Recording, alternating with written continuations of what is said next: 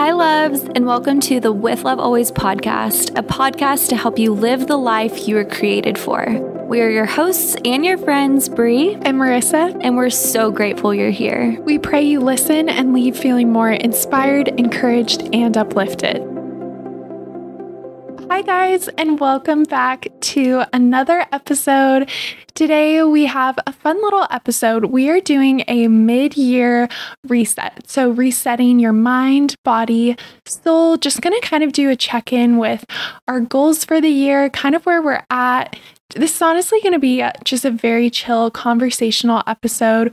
We're kind of extending the invitation for you guys to pull out the list of goals you wrote down, or maybe if you haven't even thought through goals yet, you can start to do them now. Just kind of pulling out your journal and reflecting on what this year has kind of been like so far, where you're at, how you're feeling mentally, emotionally, all of the things. So it's just going to be a good time to just kind of set the intention for the rest of your year.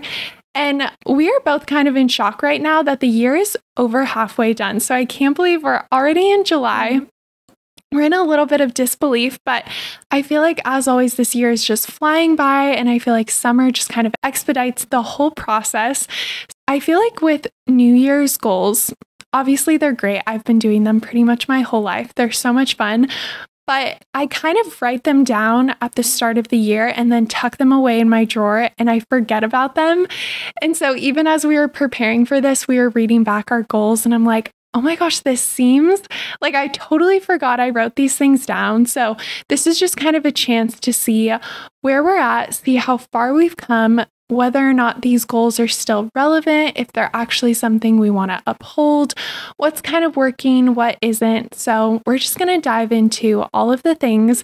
So Bree, I'm going to have you start us off and just kind of sharing I know you did a word of the year, so we want to hear that, and then what some of your goals were. Yes. So before I share my word of the year, I know that that's something that not everybody does. So I just want to preface this conversation too. Like Marissa said, I feel like the year always starts off with so much anticipation and so much excitement. And then there's this like, oh crap moment when we get halfway through and we're like, where is the time going? Like, am I doing anything? Has any growth been happening in my life?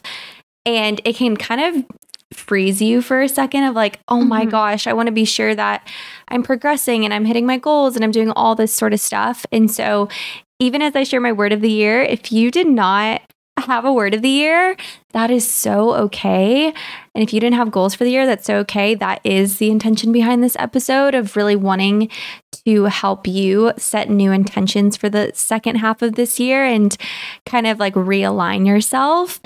But for me, 2023 was truly the year of abundance, and that is the word that I prayed for over this year. So for those of you who know me, and maybe some of you who do not know me, and you're kind of just now being invited into this friendship, I moved to LA at the end of 2022. And so I knew going into 2023 that this was going to be a year of a lot of abundance, and that abundance was going to ultimately come from the really big change that I had just made in my life. And so I think because stepping into this new year, I was already prompted by so much change, I had a lot of anticipation of what this year was going to bring me specifically. So some of the goals that I actually went through my journal and like found my journal entry from the beginning of this year, January 1st, 2023. And these are just a handful of some of the goals I wrote for myself. Also want to preface once again, if you did not write goals, that is so okay. But here are some of mine. So of course, being in a new city, one of my number one goals was to invest in new friendships. As I was entering LA, everyone was a new person. Everyone was a first impression.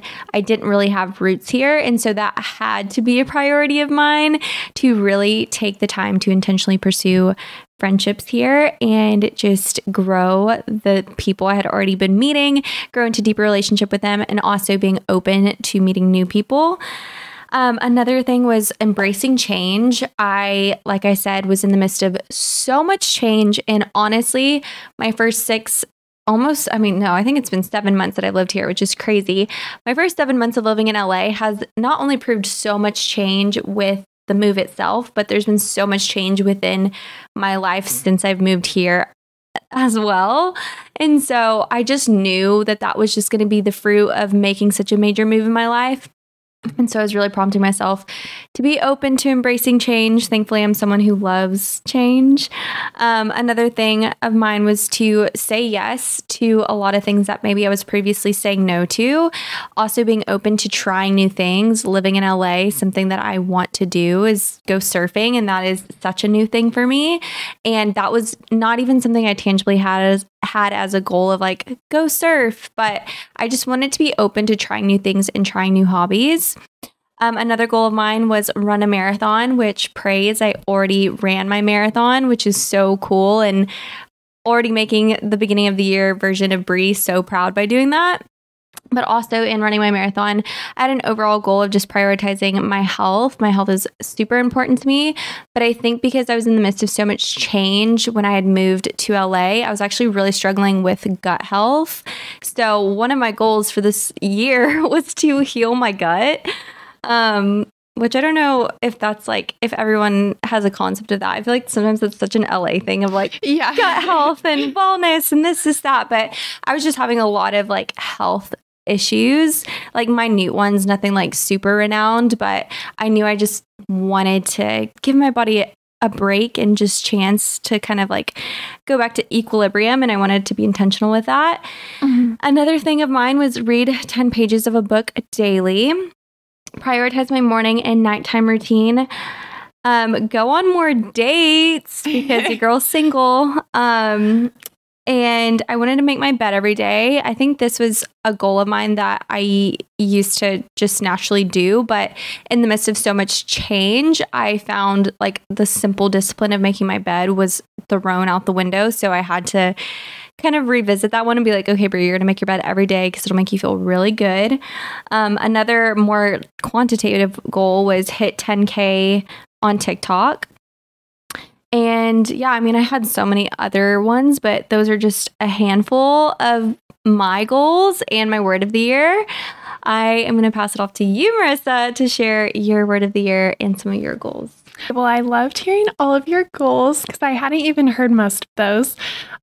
This is kind of ironic, but actually one of my goals for the new year was to set less goals because in the past, I was that person that had a full document where it was like, this is health-wise and this spiritually. And like I had each category like broken down into a million different bullet points. And that I think is just a little too, number one, overwhelming, but just a little rigid, and something I'm trying to do more so for this year is just relax and provide more space. And so my word of the year was actually boldness. And then jumping into some of my goals, I kept it really simple. So I have 5 main ones, and they are to read the Bible in a year, all the way through chronologically. Number 2 was to say yes more to a bunch of different things. And I also put this as kind of a caveat to that, was to take one proper vacation, because sometimes I don't really provide space. I don't know, like I almost feel guilty doing things like that. So I think a self-care element like that, where, I don't know, as simple as taking a vacation for me, I felt like I needed to be intentional about. Number 3 was to be more intentional with my free time in general. So not just going on social media or turning on the TV. I wanted to really rest in a really effective way. Number 4 was to have more creative outlets that aren't really work related, just more for fun, that are kind of side passions. And then number 5 was to become more of a minimalist. And so this is physically, but also mentally as well. I really just wanted to clear up more physical space, like have, I guess, more quality pieces, and just kind of simplify, like even decision making with getting dressed and just, I don't know, in general and things in my life, even like emotionally, just having less options that can kind of tend to mentally overwhelm us, and just keep it a little bit more simple. So those were my goals for the year. And part of the reason why I wanted to do this episode, I think you'll see a bit of a difference between Brie and my not only goals, but also just year. I think for Brie, it's been one of a lot of external change, which maybe you're in that season and you can relate to. Maybe it's a lot of goals that are more external, or you have these actual physical changes in your life, like a move or a new job or new relationships. For me, it was more so internal changes, I think, that I was focused on. So I don't have as much tangibly to kind of recognize for the year. I didn't want to discredit all of the things that are happening mentally for me. And maybe you feel that way as well, where you're like, oh, now that I'm looking back, I feel like I haven't accomplished a ton. But the truth is, you probably have had a lot of really great changes or accomplishments. They're just probably more internal. So that was another reason why I kind of wanted us to unpack all of this. But with that said, I know you mentioned your goals. I would love to hear a little more of like what you feel like is working, maybe what isn't working as well. Yeah. So I love what you said about everyone's year looks so different. Like for myself, I feel like this has been such an outward year of where even like people on the outside looking into my life are like, whoa, everything is changing in Brie's life. But I've definitely had years, like I would say the year prior to this was definitely a year where all of my changes were so inward and so like unseen. So regardless of what year you are having right now, like both are such necessities in our life, and they're so needed in order to prompt the next seasons ahead. But for me, I think like tangibly, like thinking of my goals, if y'all want to know the honest truth, I would say my goal of course, running my marathon, praise God, I was able to accomplish that. Praise God, was able to heal my gut. That was amazing. I'm in such a good place with my health now. I think a lot of that had to do with the stress of marathon training on my body. My morning and nighttime routine, you guys, I am going to have to revisit that in this mid-year reset because your girl has really been struggling with that. And, you know, part of me just wants to blame that. I feel like this whole year has been just one big momentum, like a bunch of momentum, but like big changes that I'm like, oh my gosh, I feel like I can't even slow down for a second, but I know that that is within my grasp to prioritize my nighttime and morning routine. I think my morning routine is doing a little bit better. My nighttime routine, I don't have one, let's be honest. That is just not happening. Something that I have honestly had this on my goals list for so long, and I so deeply admire all of you guys who are avid readers. I have had on my goals list probably for like 3 or 4 years, that's really embarrassing, to read more. And your girl literally does not read other than the Bible. That's the only book I read. And I want to prioritize that. And I always say that it's like I don't have time, but I don't think that's true. I think I just don't choose it. So that one's kind of suffering a little bit. But other than that, I feel like this year has also already been filled with goals that I've achieved that were not even on my goals list. Like I just moved into my first place by myself. I'm living alone for the first time in my life. And that was a goal that was not on my list when I started this year. I could not have predicted that to happen. And now that it has happened in all of the series of events that had to be orchestrated in order for me to be in this place, I'm like, whoa, is this the best thing that could have happened to me? But also it was something that this year has brought that I could not have foreseen. Another one is that goal that I shared with you guys of having or hitting 10K on TikTok. I have surpassed that. And I think that is also a testament of, I think sometimes goals can feel kind of restricting when we feel like they add pressure to our lives, or they can feel like a disappointment when we feel like we don't achieve them. But there's also sometimes the duality of that is that we set goals that are actually smaller than what we're capable of. And sometimes there's instances in which we actually surpass that because we are much more capable than we realize. And we kind of put ourselves on a lower totem pole than, I don't know, the heights of what we can achieve. And so I think that was like a testimony of that for me, because I did hit that goal really, really quickly into the year. And I think it's so sweet. Not that it's the goal itself, it's not the number itself, but I think it's sweet that there was a version of me that thought that that was the ultimate goal and that that would be like the biggest thing that could happen to me. And then I remember the day that I hit that goal, though it was such an accomplishment, I think naturally I was like, wait, the fact that I thought that I was only capable of that, I'm so capable of so much more. So I think that was a really, really special one. Definitely been investing in friendships, embracing new things, saying yes to a lot of things. But like I said, this year's been filled with, a lot of the goals I haven't necessarily hit, but also this year has unveiled goals that I couldn't have foreseen for myself.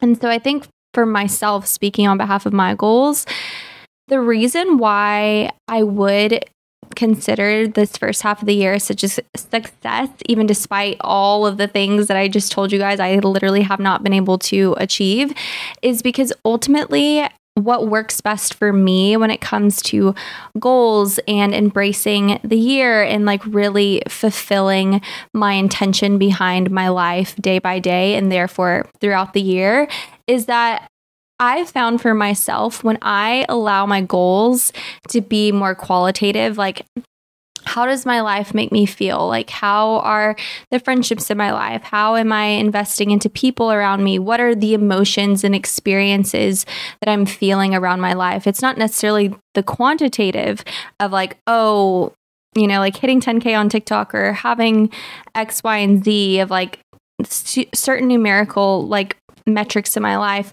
I think the more I focus on the qualitative in my life of what does my life feel like and am I satisfied with that, that really keeps me grounded and kind of removes this pressure in the event that maybe I don't hit a quantitative goal. I still have the qualitative feeling of, wow, I'm still so proud of how far I came and I'm not discouraged just because I'm not hitting some of my other goals. So I think that works really well for me. But yeah, Marissa, I would love to hear the same for you with your goals in mind and even with your word in mind. Do you feel like, I don't know, your 2023 is off to where you thought it would be, or do you feel differently about it? How are you feeling?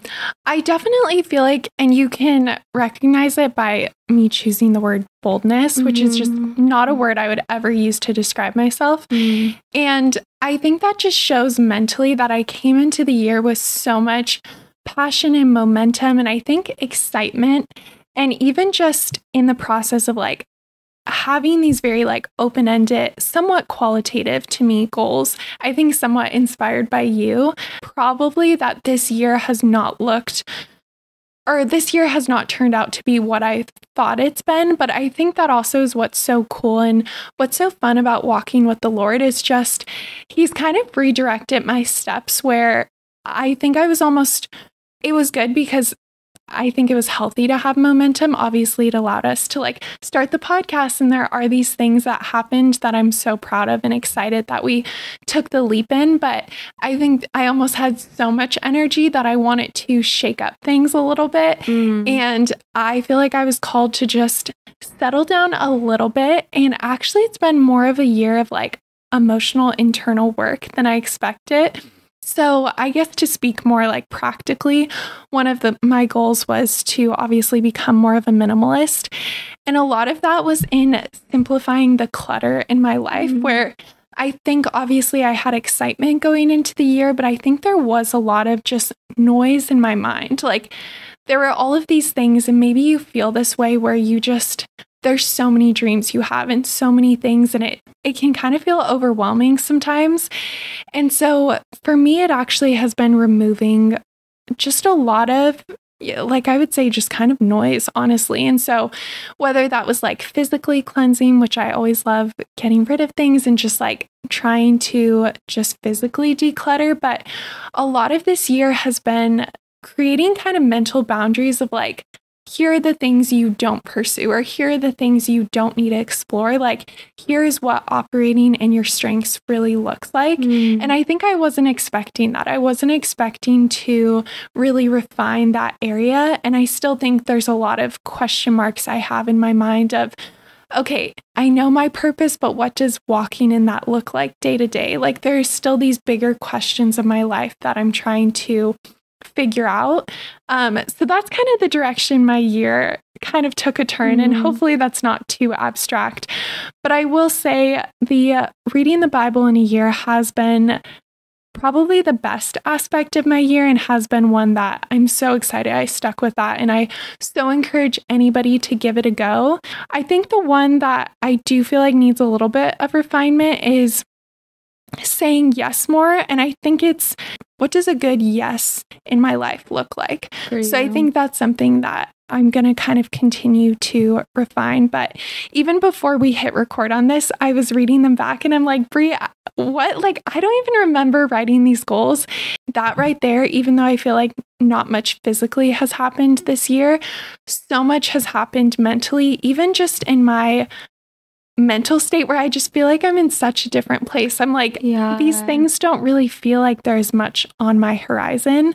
I feel like I could fill up just a whole new list. And I think that is what's so cool. I hope if you're looking back, and maybe it's not goals, it could even just be journals of the start of the year, whatever you have, even just looking back at photos, if you're not much of a writer, I think it can be cool to just kind of realize like, wow, there is a lot that's changing and evolving, and it kind of gives you permission to take a step back and remembering to just kind of celebrate all that's happening and just kind of reconnect and become present with the things in your life. Yeah, I think that's such a good point. Of whether you feel like you've had a lot of momentum in your year, maybe like me, where like I shared, anyone on the outside looking in could be like, whoa, so much has happened in Brie's life.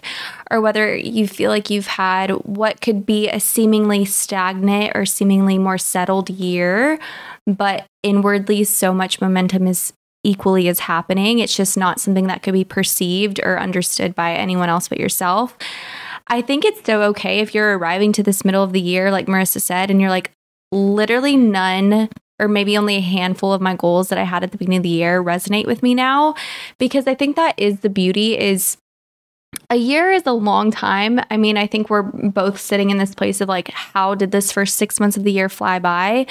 But also at the same time, it's like so much time has passed that so much tremendous growth is still happening. Even when you don't feel like you recognize it or you see it, growth is still occurring within you, even if it's just one mindset shift or one perspective change or one realization of self.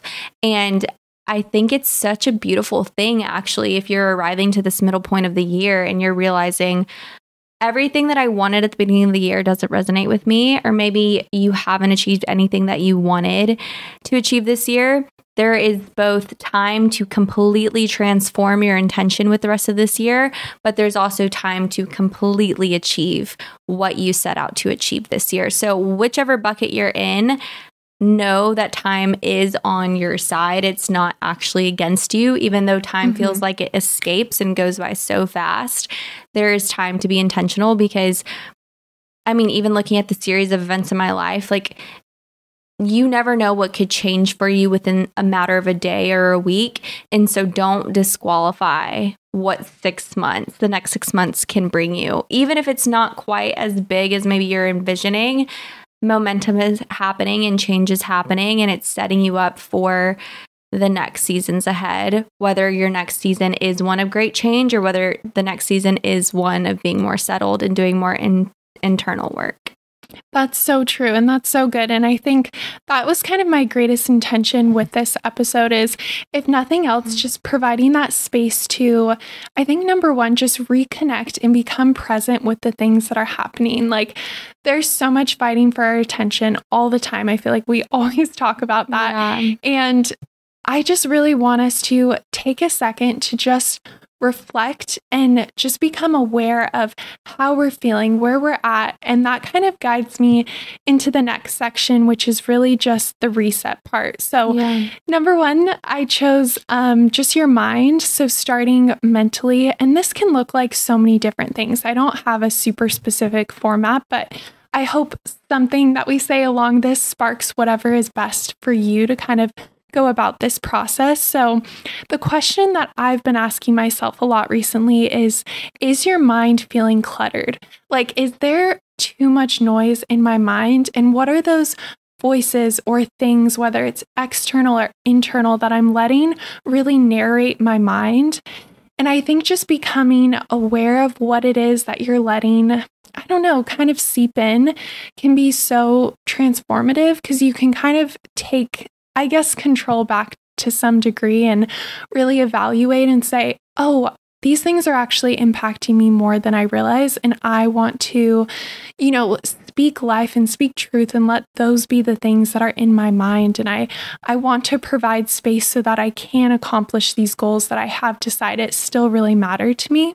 So something I did really practically, I think maybe it was like a month back when we were doing the burnout episode and we were so in the thick of burnout, I just sat down with a pen and paper and I just kind of ran through my day and week, and I was evaluating like what is working and what's not working. So some of it was kind of random. It was like, this routine isn't really working. There's friction for me, or part of it was even just how my home was set up. I was like, these are the spaces that like collect clutter, or these are the things that like I don't look forward to. And I didn't necessarily have like immediate solutions to a lot of these things, but I was like, here are the areas of tension. Here are the relationships that like trigger anxiety for me. Here are the conversations that aren't life-giving. And it was just kind of evaluating and assessing, I guess, just kind of my life and what's feeding into a lot of these feelings I'm experiencing.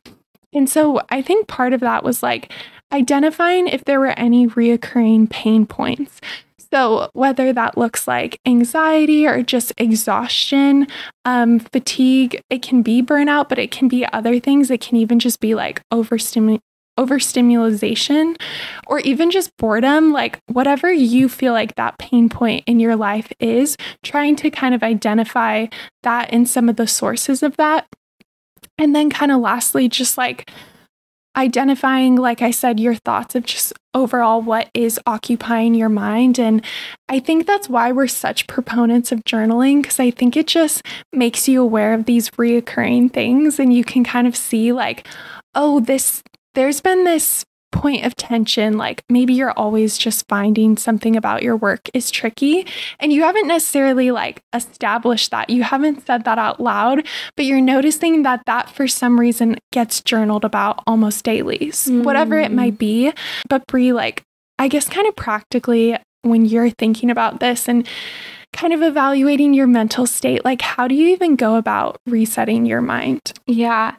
I think I love what you said of just evaluating your mind, because something that I am like quick to observe and analyze in myself when I'm like trying to gauge the state of my mind is, what is the thing that I'm talking about the most? When people ask how I'm doing or what's going on or what's new, what is the first thing that I'm like quickest to share about? Is it work? Is it a friendship? Is it a relationship? Is it a hobby? What is that thing? And when you are expressing it, is it a good thing? Is it a positive thing? Is it a life-giving thing? Or is it a exhausted thing, a drained thing? Like, what is the lens in which you are sharing most quickly about? Because I think for me, at different points in this year, I've really been able to gauge how I'm actually doing when I took a moment to actually observe what is the first thing that I'm talking about. What is the overflow of my mouth in conversations? What is the thing that I'm quickest to bring up when asked about? And is that a really good thing, or is that a more heavy, maybe needs to be addressed thing? I think that's a really good way to just be honest with yourself and check in and be gracious with yourself, whichever position you're in, whether you find yourself like talking about the excitements and joys of your life, or whether you're realizing like, oh, I'm maybe more stressed out about work than I thought I was, or more stressed out about this relationship than I thought I was, and just struggling in this area more than I thought I was. I think just being really honest with yourself, because I always say the metaphor of like when you squeeze a lemon, what comes out? Lemon juice. And so it's like when you're squeezed, like what's the first thing that's coming out? Because the first thing that is coming out is the overflow of what is preoccupying your mind. Mm-hmm. And as someone who is just now recently living alone, I think for myself, just pursuing stillness with myself is truly my favorite way to reset and my favorite way to get really honest with myself and evaluate my mind. And I think I so often just see, even as I start this new journey of living by myself, the number one question that people have asked me so far is like, what does like time alone look like for you? Mm-hmm. And I think sometimes being alone is this really daunting thing. And it's this thing that needs to be filled with something, or it's this thing that so often so many of us try to escape. We try to escape alone time. We try to escape moments of stillness because we don't know how to preoccupy that time, or we want to fill it with somebody else, or we feel like we have to fill it with something structured. But I think for myself, personally speaking, the best way to evaluate my mind and to reset my mind is pursuing stillness with myself without the expectation that I have to fill it with something specific. Like, what do I want to fill my time with? Like, what do I enjoy? Getting really honest and present with myself and knowing that I can enjoy the company of my own mind and my own thoughts independent of the presence of anyone else. And only from that place of being really intentional with myself can I then evaluate how I'm doing in my mind, and then can I then reset and change and shift the things that need to change in order for my mind to be in a really good place. I love that. That was all so good. I feel like people are either they're desperate for more alone time, or they're like kind of trying to escape the alone time they do have. So I think that's absolutely something to just kind of confront, or I just think that's something that we have to be so proactive about. And that kind of brings me to the next section, which is our body. And I took this pretty literally, of more like taking a moment to kind of check in with your physical health and also kind of your relationship with your body and how you are feeling about your physical health. And I know there's a book on this, if this like rings a bell to anyone, but this idea of kind of our body keeping the score. And I really believe that how we're feeling emotionally is really reflected in our physical health. So if we're feeling stressed, we see that in, it manifests into these actual like physical pains a lot of times. And so this is kind of meant to be a check-in to just see like, where are we at physically? Are we feeling good? Are we feeling energized? Are we actually taking care of our body, like nourishing it well? Are we getting enough sleep? Are we exercising? Another one is even just like, are we going to the doctor? I feel like this gets neglected. I speak from my own experience. It's kind of like the last thing I book on, I don't know, when I have the time to go to a doctor's appointment, like I'll just forget to go to the dentist or go to like the dermatologist, just like these random checkups that I feel like we need. I think it's so important to prioritize now, set the rhythms of your life to make time for your physical health. Yeah, this is kind of like open-ended, but how do you kind of stay motivated to care for your body? Obviously, like I know you love physical exercise, but even going beyond that, like if somebody's feeling either overwhelmed or just like not even motivated to make kind of a shift. Yeah. I know and have been a witness in my own life and even other friends' lives. It feels like when life gets really heavy and really busy, the first thing to go is often prioritizing our physical health, like sacrificing a workout or sacrificing not getting sunshine or going on a walk or whatever it may be. And honestly, you guys, like with how much change has happened in my life this year, there has been moments where I'm like, the last thing I want to do is move my body because I feel so exhausted that I don't even know if I have the energy to do that. But that discipline of moving my body and stewarding my body, and whether that's enduring a workout or a walk or anything at all, has truly been the thing that has kept me and kept my momentum for this year going, and has kept, honestly, my sanity in so many moments, because I have found that the way that I steward my body is the way that I steward everything in my life. It's the way I steward my new friendships I'm investing in. It's the way that I steward my career and my work ethic. It's the way that I steward this podcast and showing up intentionally for you guys. It's the way that I steward my relationship with God. And I imagine even some of you who are listening, like so many of us at the beginning of the year, we have all of these goals that are so like aesthetic focused, or like specifically, I think our world and culture is fixated on, getting the best body of your life and like the new year. I think that's so many people's goals, and that's such a beautiful goal. But I think to what Marissa said, like aside from the aesthetics of it, when you feel comfortable and safe and at home and at peace in your body, and you are providing your body with a means of expediting energy and releasing and removing stress from your body, it really does trickle into absolutely every other area of your life. And it affects your performance in other areas of life. And it affects also, does your mind feel like a safe place for you? I know for myself, if I'm not nurturing my body and not giving it the nutrients it needs to feel provided for and to feel safe, and not giving it the release it needs through maybe a workout that helps me release stress, it feels like more things are bottled up when I don't do those things.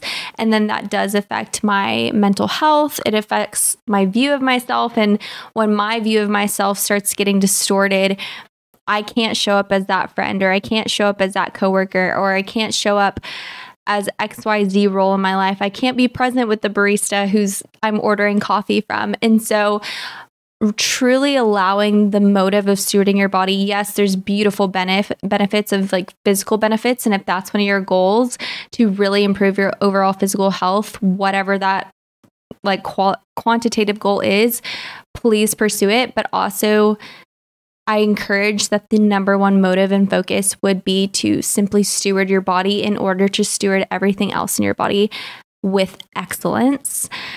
And so I know for me, like in moments when I feel discouraged, because I'm like, I'm just so tired, I'm so exhausted, or I'm so stressed, and I feel like I don't have time to work out, I'm like, you know what?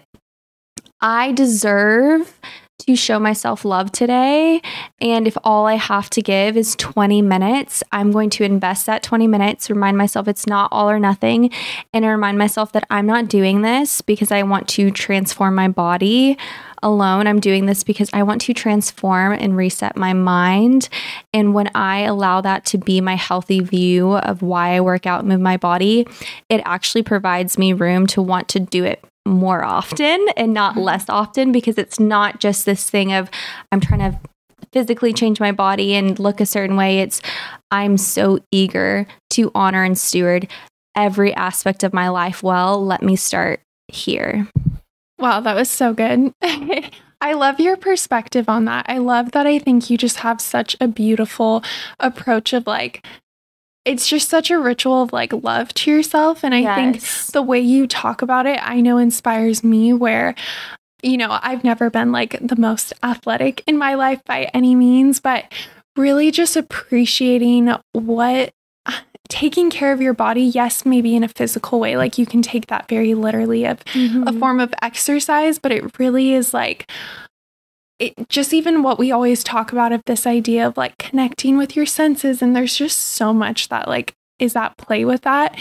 And a quote that actually my husband had shared with me, it was this idea of, if you work with your mind to rest with your body, and if you work with your body to rest with your mind, and basically this is something that we've both tried to kind of evaluate what that actually looks like for us. And we both are on the computer all day for our jobs. So that means that we really want to rest using our bodies. And that kind of looks like gardening, or even like going on a walk or biking, or just these things that re-engage our body in a way that it doesn't really get to be engaged during majority of the day. And so that's kind of like, even in this section to inspire you beyond just the idea of going to the gym, like it can take so many different shapes. It could even mean like cooking, just like physically using your body in a very intentional way can be so restorative, not only physically, but also absolutely mentally, like you were sharing. So I hope that kind of inspires you and can spark just looking beyond kind of the traditional things of what you're thinking of when you think of movement. And I know summer's the perfect time. Like you can get outside and go like surfing, like you said, swimming, paddleboarding. There's so many fun ways to really engage and reset your body.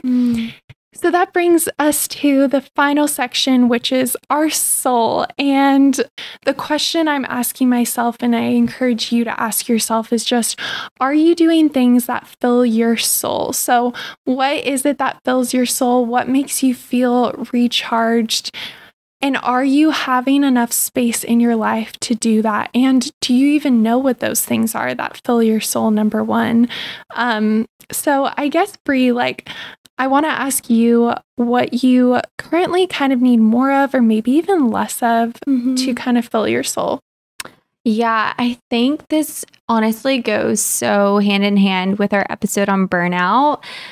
But I think for me, I mean, you guys might know, may not know, but I love social media so much. Like it is just a space that I feel like God so intentionally has invited me into. And I am so grateful that I feel like I have such a healthy relationship with it, so much so that it is my entire career.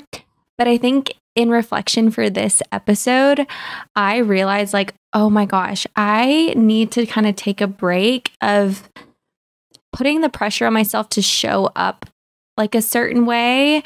Not that like I'm in the sense of, I think I'm just getting really creatively exhausted. And when I'm creatively exhausted and I don't honor the fact that I think I need to like pull back and maybe create less for just a little bit of time just to restore my creativity. When I try to like push past that, like I shared, and try to keep sharing with the same, I don't know, creativity or mindset or same quantity that I've seen myself share in the past, when I'm not able to hit that, that feels really discouraging for me as someone who does feel so called to create and feel so called to social media. So I think what I'm needing less of is a little bit less time on social media and a lot more grace for myself of just reminding myself there's gonna be seasons of momentum with my gifts of social media in which, yes, I'm capable of posting every day and creating every single day.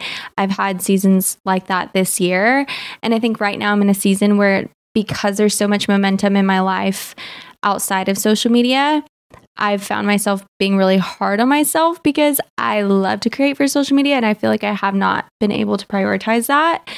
So what I need less of is less time on social media and more time just being present with all the momentum God has had in my life that extends so far beyond creating in this season. I think what God is creating in me right now is the space and the sanctuary outside of social media and in my real life, and really nurturing those places and just trusting that that is going to nurture the podcast and it is going to nurture what God is calling me to on social media, but just allowing things to kind of ebb and flow. I think also because I've been going through so much change, like nonstop in the most beautiful God-ordained way possible, there is part of me, maybe just my humanness, that like wants to escape and be like, okay, like I don't want things to keep changing, even though I love change. I just need a second to breathe, I feel like. And so I am so grateful because I am going on a trip very, very soon. And I feel like just those moments to get away, not that that necessarily solves anything. I do think it'll be really good to kind of reinvigorate myself coming back to the normalcies and the changes that have happened in my life here. So I'm excited for that adventure. I also think in light of our burnout episode, like a couple episodes back, I do think I need to take a slight step back from socializing. I think I can over socialize because I love my people and I'm so grateful that the first half of this year of investing in friendships has proved to be such a benefit and produced so much fruit in my life. But I am in a place where I am feeling so much more settled in my life in LA that I actually think my goal needs to shift from saying yes more to saying no more. Mm-hmm. And that is the result of like growth within myself and, that season changing it within myself. So I think I personally need less socializing and more alone time to embrace my new space and new season of living alone, and just more time with God to let that be my fill and my portion. And so I would say those are, for me, some of the ways that I'm shifting my goals and also kind of just checking in with my soul and my heart as I go on to the second half of the year. Those were all so good. And I love that. Number one, we just get to hear them and you invited us into that. And I think even as you were saying some of those things, it sparked things that I personally was feeling. But I hope you guys just found this conversation just honest and raw, and it just kind of invited you into where we're at, and we're, very much in the process of trying to figure these things out. But if nothing else, I hope it just provided encouragement and is allowing you to kind of reset and reevaluate these areas, and that we can continue to just pour into you to allow you to hit the goals that you're wanting to achieve, to invest in the purpose you have for your life. And we just are wishing that you guys have the best rest of this year. And we're so honored that we get to be a part of it in some capacity. On to our final section. Today, we are doing summer superlatives. So just a few questions to get us in the mood. I know it's very much summertime right now, but I think it's both of our favorite seasons, so I feel like we just really need to press into it. So, what is the first word that comes to mind when we hear the word summer? I think for me, when I was thinking about this, it's such a nostalgic feeling, but I think the word freedom just comes up for me. That's such a good one. Yeah, and it's funny because it's when you're young and you're in elementary school and middle school and high school and even college, you think freedom because you're off for the summer and you don't have school anymore. But I feel like that was so true then, but it's also so true now, even into my adulthood and into my 20s, of there's just something about the summer of just, you feel so free, at least I do, I feel so free when the sun is shining and it's such a beautiful day, and I'm going to the beach with my friends and just all the outdoor activities. I don't know, it's just that feeling of I feel so free, I feel so light. And I think summer activities are my personal favorite activities, and the way that I feel when I'm taking a swim in the ocean or, laying on the beach or whatever it may be, or hopefully surfing soon, it just makes me feel free, and it makes me feel so much joy to just walk outside and be oh my gosh, look at the sunshine. And it's funny, I was thinking about this too. It's we see the sun every day, the sunshine, but it never gets old. Summer never gets old. We know the feeling of summer year after year, but it is something that we always crave, at least I do. And so I'd say freedom and joy are my words. I love those. I just immediately thought of, obviously, I was sunshine, but after you said that, I really think restoration. I think it's so restorative. And I just love, I think seasons are so beautiful because I think they mimic what's happening internally. So good. Even the fact that we love summer so much, and I feel everybody's tan and they're having such a good time, and I feel people are thriving right now. And it's so cool because I know that we're able to enjoy summer and the abundance of that because life isn't always like that. It's not always summer. You have to go through all the seasons to really be able to enjoy and appreciate them. So I'm going to go with restoration. It's okay. Okay, favorite summer show, movie, book. I don't know if you have. Please, she's great about not really watching movies and shows, but I'm going to be very cliche, I think, and say The Summer I Turned Pretty. I know that's all over. It. You should come and watch it. I loved season 1, and I just love a good, speaking of nostalgic, a good high school romance. I am so here for that. So I'm ready for season 2. Yeah, I'm going back to my goals. I am not a big book reader, but I'm also not a movie watcher or a show watcher. So I feel like I'm so, I don't know, not cultured. But I like hear about all these shows and all these movies and I'm like, I need to watch them, but I have a hard time watching shows by myself. So I'm going to add it to my list. Maybe I'll eventually watch. Yes, I'll make you watch it. Yeah. Summer trip. I know you have a fun one planned. I do. So I am going to Macedonia and Croatia in less than 2 weeks. I think it's like a week and a half before I leave, which is so crazy and it's so exciting. And it is also kind of a trip that was like dreamt up, but booked pretty last minute. I actually booked my flight, I think less than a month ago, like officially. So I'm very, very excited and I'm so craving the restoration that just a beautiful summer trip is gonna bring. So that's mine. That sounds like the perfect trip. I don't have anything on the horizon, but I really want to experience an East Coast summer. That just seems so magical to me. So I think we're gonna book a last minute trip. So you've inspired me. Yay. Okay, your favorite summer snack? Oh my gosh. So I think this is just, I don't know if this is all over. Probably not. It's definitely not all over.